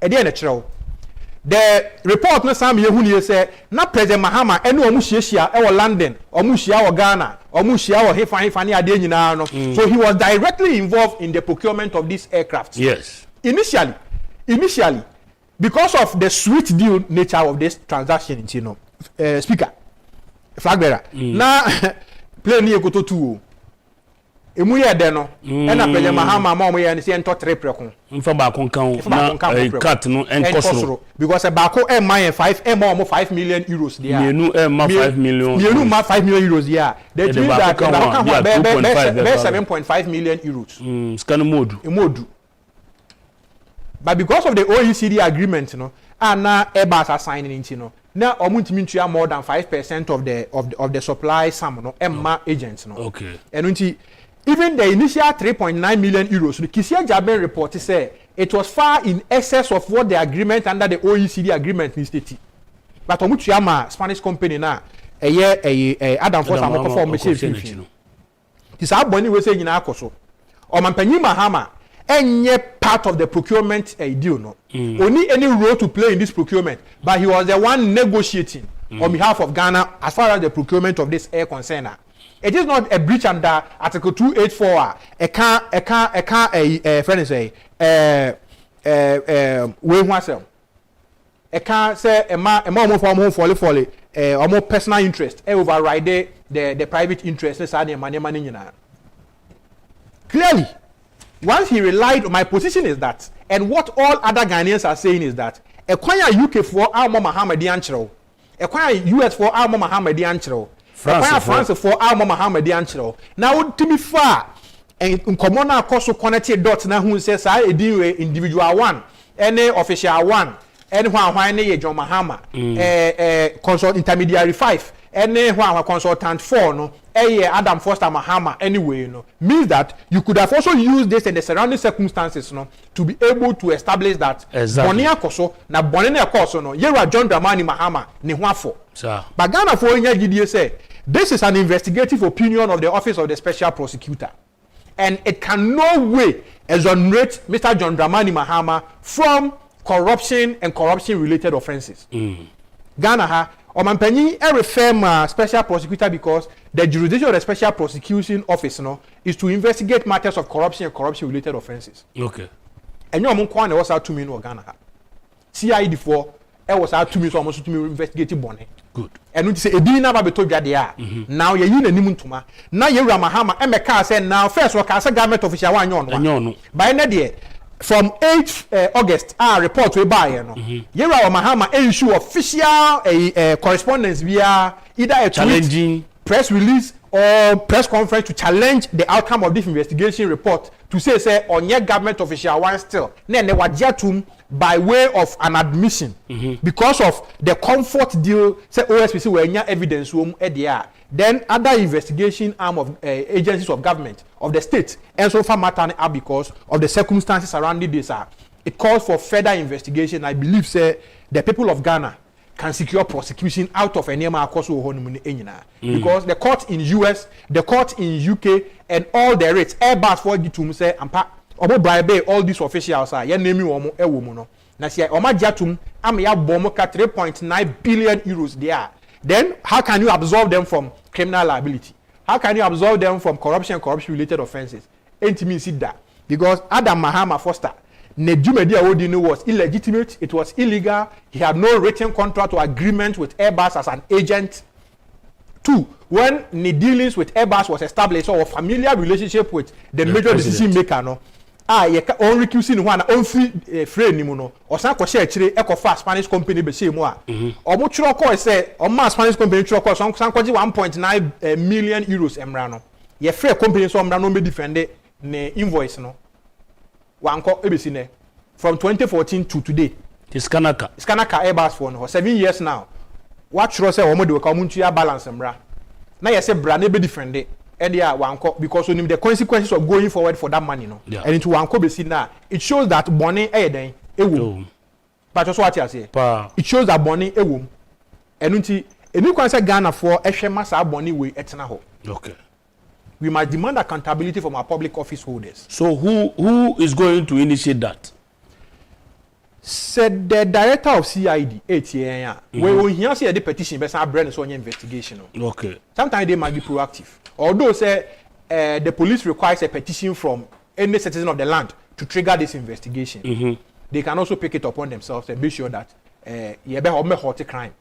Again, the national security of our country can also take this matter up because this matter it exposes us of grave corruption and corruption-related offences are a threat to our national security. An individual able to be at their court. Individual can court, but individual be their commercial idea some investigation. So about criminal prosecution, the Attorney General pay and all the prosecutorial powers under Article 88 of our Constitution. eno nti e back say ye Afoakwah ewo abonefo sem ho de a too many wa attorney general ho but any individual say obi wia o bench obi wia o board ya to be call police station say any investigation no any individual of Ghana or minded no interested in this matter no can trigger further investigation with the CID o kwa engine ska CID for be petition no normal starting investigation so ya hwehwem ne hu the government official one the jumedi a wodi wom so this means you see on 25th February 2015 myjoyonline.com make some publication be and the headline was that the office of the president was the second most corrupt institution in Ghana. So story we Nathan Gaduga and a production say to screen so lawyer am pese me bisa was the president right by sending this case to the OSP? Yeah, the president, in all fairness, was right. And you know, say president because you was Raj, you were Yoko, you were other, state institutions are almost between Asher Sans and we didn't know Omampeni de Command, sa OSP special Quasipite. Bijidi say, unse Omampeni, Ebra Obon Toa as Omampeni in 2016, Eshe Boss in his quest to fight corruption, Oba or the Jumekube bar, or no Jumedi in say, Yebema Tumia or de be fighte. Ketashe ene ketashe ne proye hu dwumadi a jesu se wo ye mem ha se se de be ya omobenya adwenmutie na omode adi won dwuma ne pepepe se de enema nyina etie no okay eno nti eba jurisdiction of the office of special prosecutor na be ka se omode yate omobre so kra because dwumadi bia na emfa corruption any corruption related offenses on ye mfa nko okay jono de ketashe eno hu dwumadi proye eno sa hu dwumadi nko an de ashen sa ma ne ebe man no bro school say oko school na say okoye masters what your first degree now your masters are you specialize in a particular area okoye PhD are you further specialize in a particular aspect e ma wo ye onimdefo pa e wo sa bia nim enu nti say ke baketa se ne proye dia na office of special prosecutor because of the lean jurisdiction or what to investigate corruption and corruption related offenses no na ke beka se wakwadare mu eyi sir unlike the police service or share stealing or share murder or share traffic offenses or share audit bebian or share no almost specialize in a particular field but when you kebi anke dem asia the for krana the financial crimes unit and I say the special the SF special BBBA and come bit me a further investigation for crash in the OSP Ediabe the OSP Ediabe the person chere and say sa report your internet serious fraud office no person there be SF police for no SI unit serious crimes unit or okay. They have some okay we are the special prosecutor there to your chere say a court ni decision a DP agreement Airbus and a mine me in UK and US for year a internet out me download be now kind and will be no kind because and one or mampenyi e dey refer investigation e man and one or kind and no kind and so no they no pay free UK and US for some beboa no man no e don't you know say dadaba or golden spoon say fantisa cocoa and tea man there's a certain dey and so obi abetumi akoye special prosecutor na offer Mahama be ka chance or no dey onye hwe e no chroe e na offer Adam Mahama ne na associate no for intermediary 5 and 6 and 7 for no e no mo so enye hwe e no chroe e no dey report ya abeto yanim nti de o ka kire paragraph 6.1 nyina ne say Ghana fo nyina ma mo ye hunu ye say wa mo ne homode na emom wa nyamwa emfree UK ni US for ne ho enu nti na o dey say report we abrɛn after Juma France UK and US aye on their own exactly almost spend this sikadia amount this information no me say the media na kumikura na say almost spend this sikadia nyina no they have been able to sanction Airbus to the tune of 3.9 billion euros and they hear me o investigation omo here no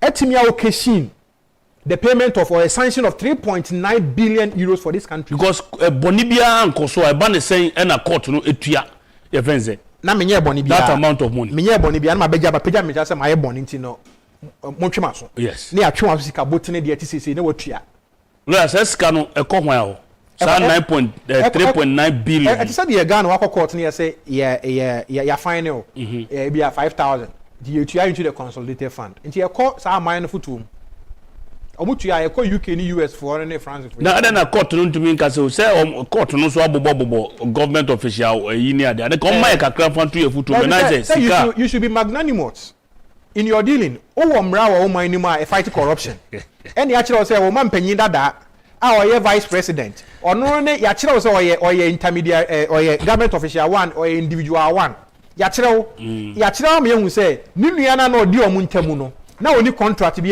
with Airbus na ka say oye agent formalized agent good enu nti ono so na information free Airbus for no ho e de bre ni nua no na ogi free nua ho de akoma Airbus for no Ghana hands so ye mra ye wo Public Procurement Act no baby en ho e kire say soldier for koto plane anomo koto car anomo koto bicycle anomo koto ntade a e vice president or chairman of the Armed Forces Council no e de kodi animu e ko negotiation e wo ho so ati ase enye vice president na de sa deal ne ko finance ministry e ko press o mo say munyi sika na muntu aka ene sa na e ma no but report no be hu say e vice president then Yera John Dramani Mahama e tu sa na mo nyina wo because of the benefit na o expecting ti no and no a clear case of conflict of interest under article 284 of our constitution because the private gains no overshadow the public the public interest the public no e wo and it is special politicians we hu hwe e we a report no indicting ni nua no na e kana any jumedi o mutu wo hu nyina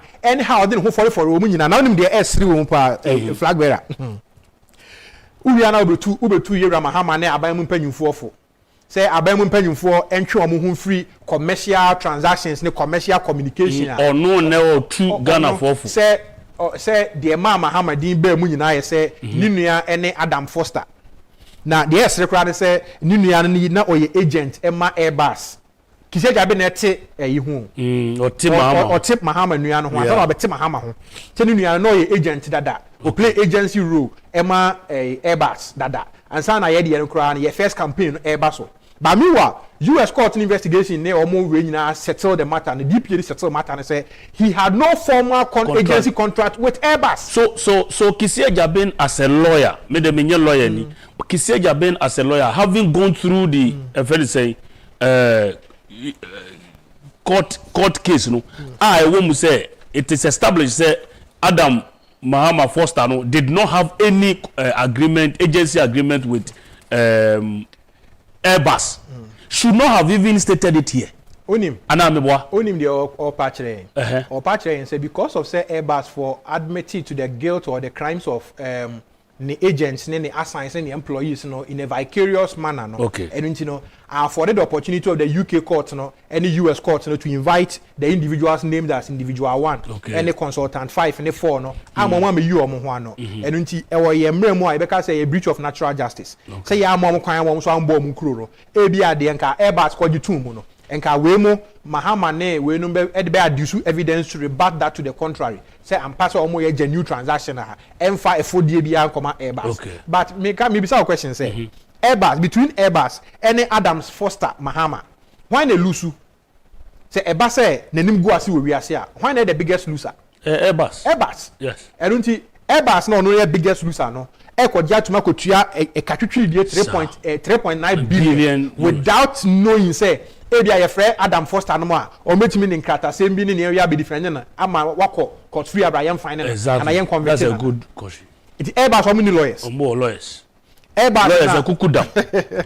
So it shows how grave this matters are. And the Yera Kisi Agyapong Office of Special Prosecution, or say Special Prosecutor Office, no, edibe 2 year nimuno.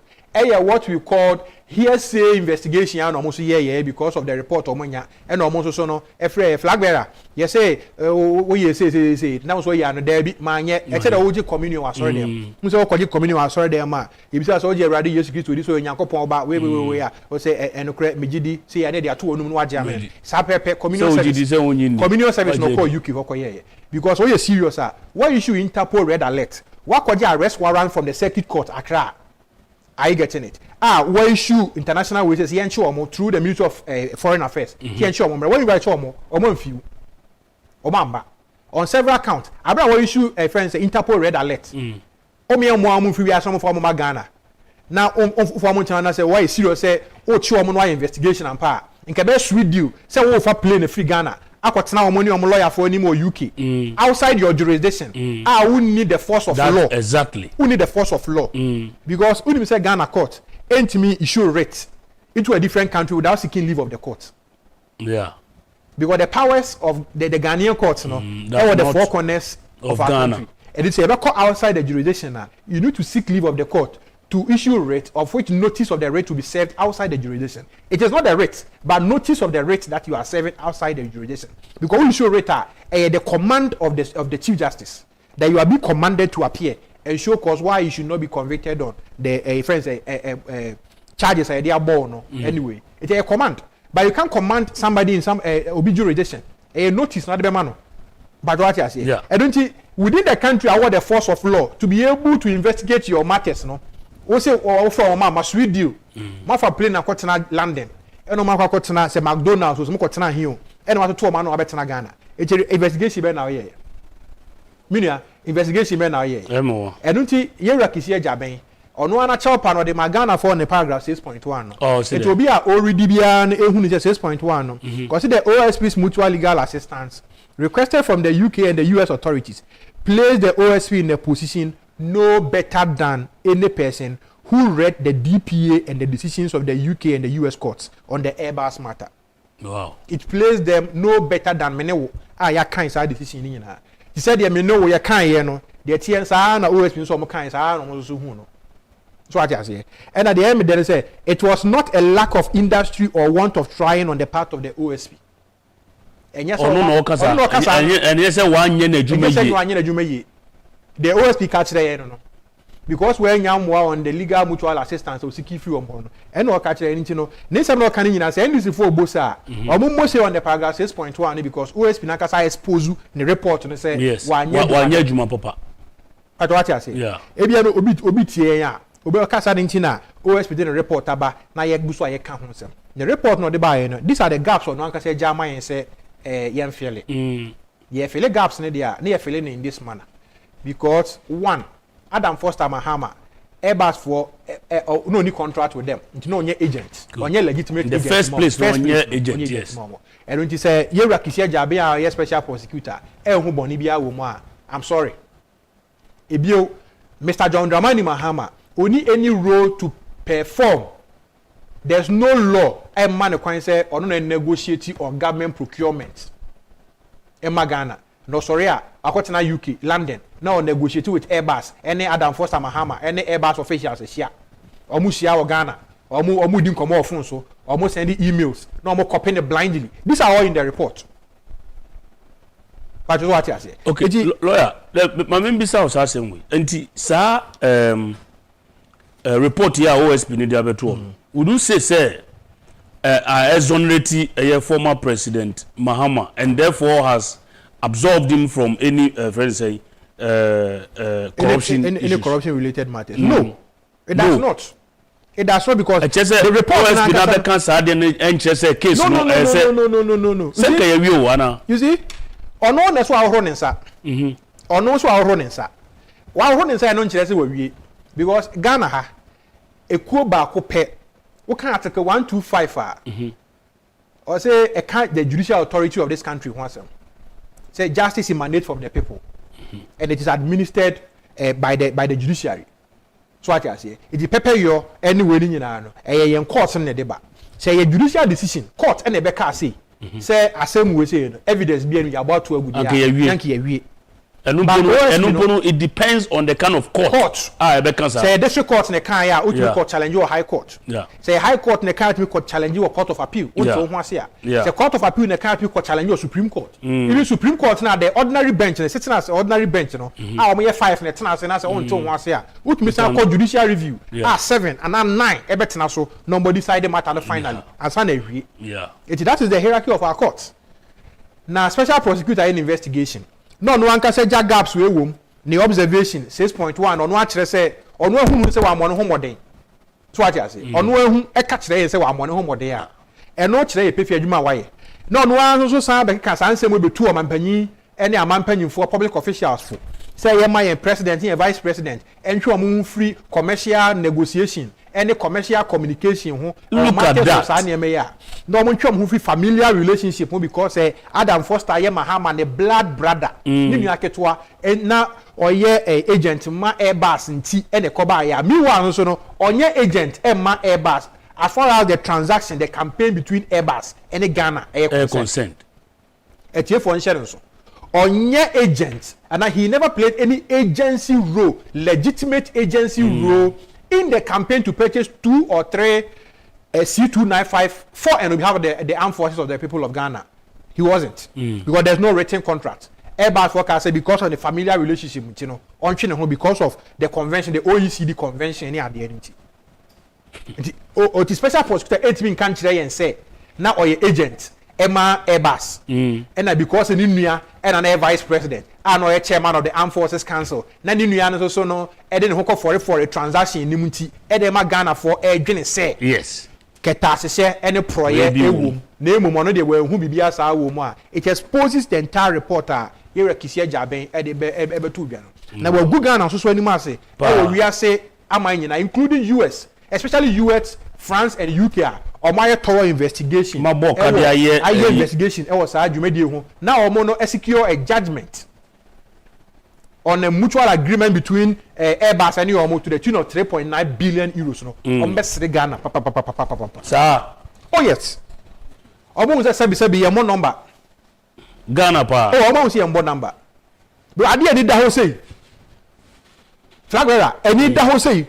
Come say. To Obeka say papa no wagu a legal profession anymore sia na. Wagu the office of special prosecutor yes. And the office. Basa Kisi Agyapong who kind ne record na oye lawyer mapa. Oh yes. So no ya nas lawyer. Ona no oye lawyer the man nas. Oh okay. Chromo Gray LLP. No ya nas lawyer. I see. Nje why adwuma na che.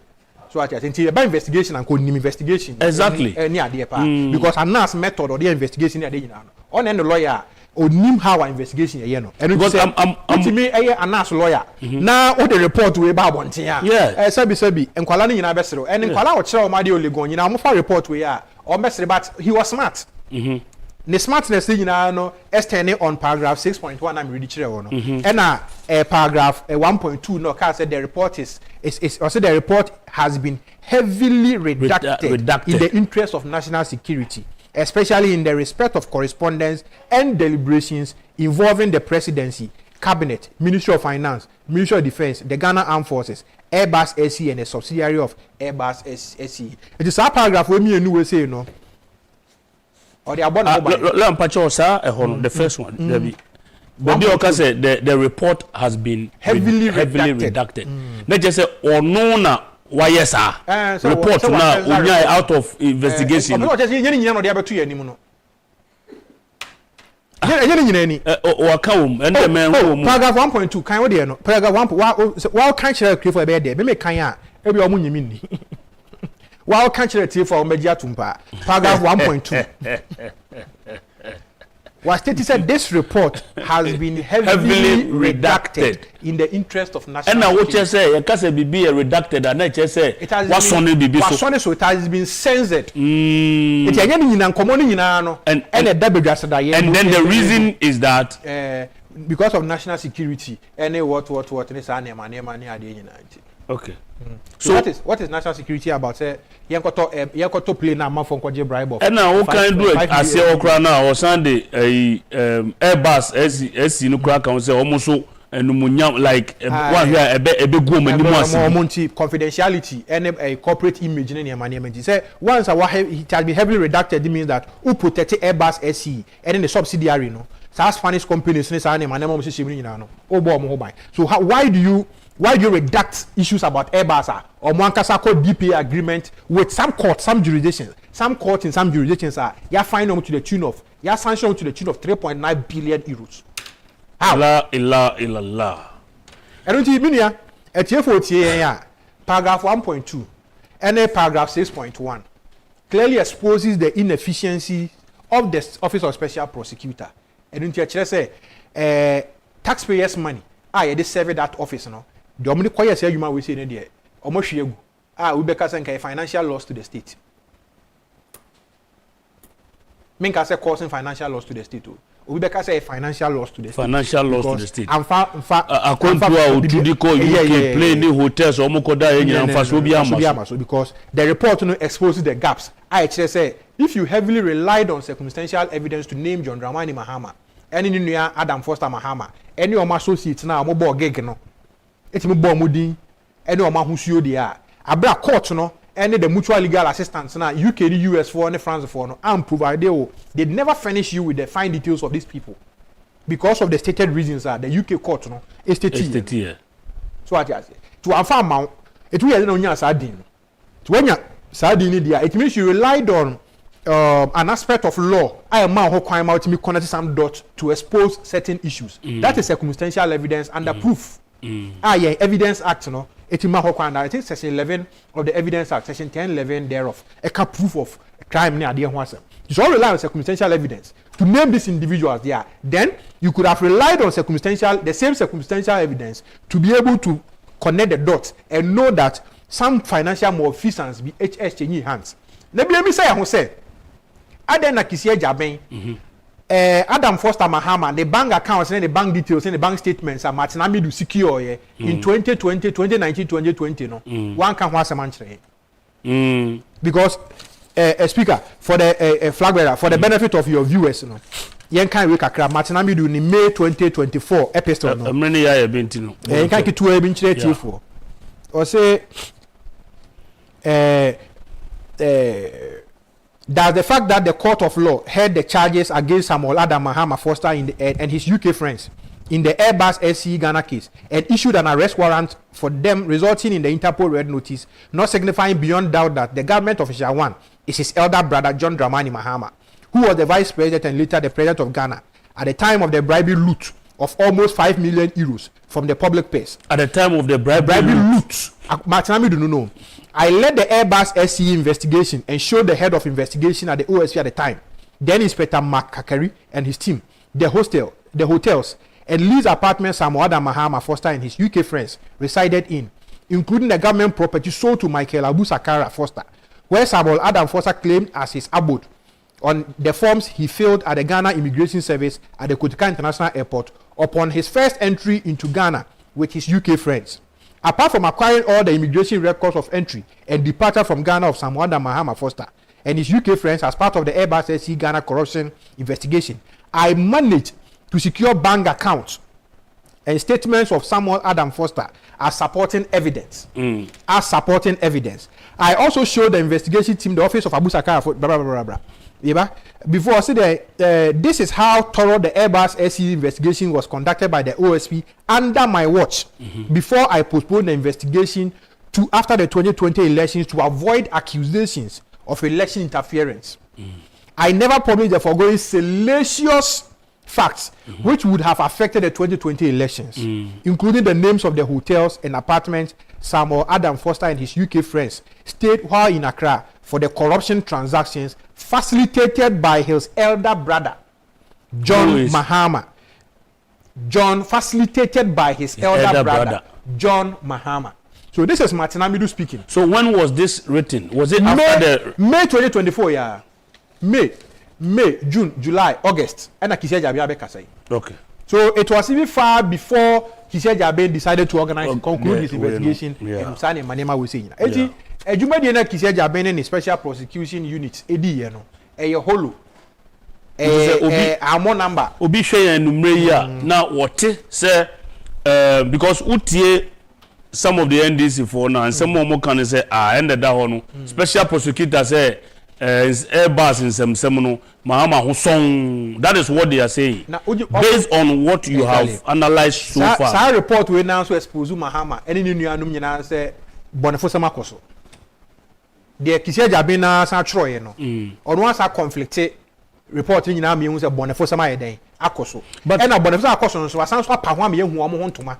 Omo ana omo gina sa Boniface mu ni. Ono the conclusion ni say on the one evidence. Na emum ni some can no show to a conclusion establishes a fact that Bonnie Akoso. Last one. The Babioka said the report has been heavily redacted. Don't you think say because of Oka say wan hwe yi anyema bi wo de betudwa ebegu obi enimu ase ne nsɛmsɛm bebre ne ntina report no tesa because of the shame said the report has been heavily redacted dika yamfa ne saa because o kasa de enyema ne nsaka ebetudwa ebema John Mahama mo ne other people no eni meguas bia na ye ba beko election ti ena oye ne saa so that obi ko luzu a ankoye se ono ne report o de betudwa se ne Martina Midu ekamre bi no enye saa na ti sa pe bia no follow Martina Midu footsteps ne bi because of say election 2024 ewa nimu na the same person na investigation ifa no ho individual 1 year UK for also friend government official 1 year Kisi Agyapong ene former special prosecutor Martin Alamisi Ben Kaiser Amidu munyina ma yehu na ya confirm ye nne say ye John Dramani Mahama NDC for enyina agi tum say ampa Canadian no mo say omo hwiabo ene nsu ogu say government official 1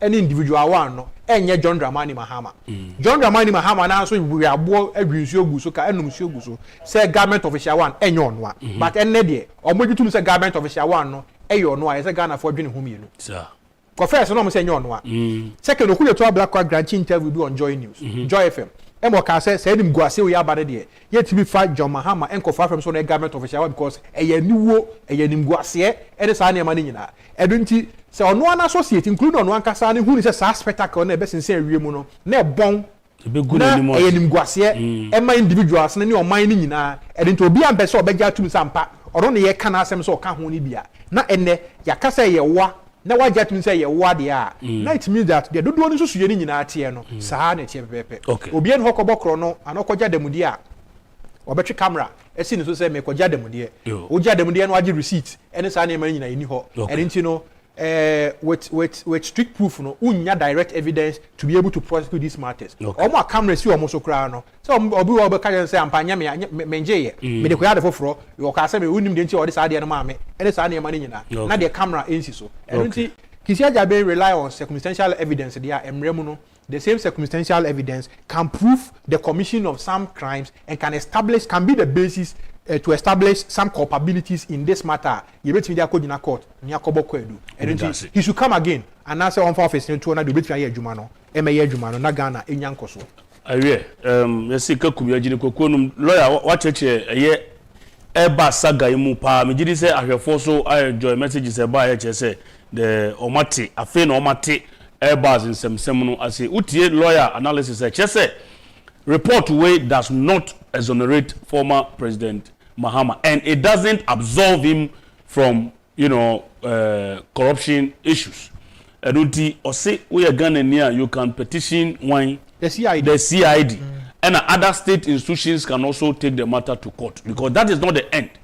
And after so your man penny that John Mahama Kisi Agyapong special prosecutor essay wono ena the government official one from 2015 no on far bibia metu dwa enche se enye ono a nti efri ene ekopim 7th December ye beto aba no ye hwe animu se former president Mahama eba be deny ana se wa accept se yo ono na se Ghana for the beche na womo ede ache no nti aha ena ere jumedie no ebisi eda wase power ba se opebre na ohwe me guess lawyer Enoch Afoakwah legal private legal practitioner lawyer ye dase papa nyamishrawo premu ye be sign atonsa ede afre wo na waba me mpanifo ebo machi don lawyer Charles Kweku Amu Date na ohine Kofi Safo Robert Bafo Fin Kwesi Nancy Justice Afo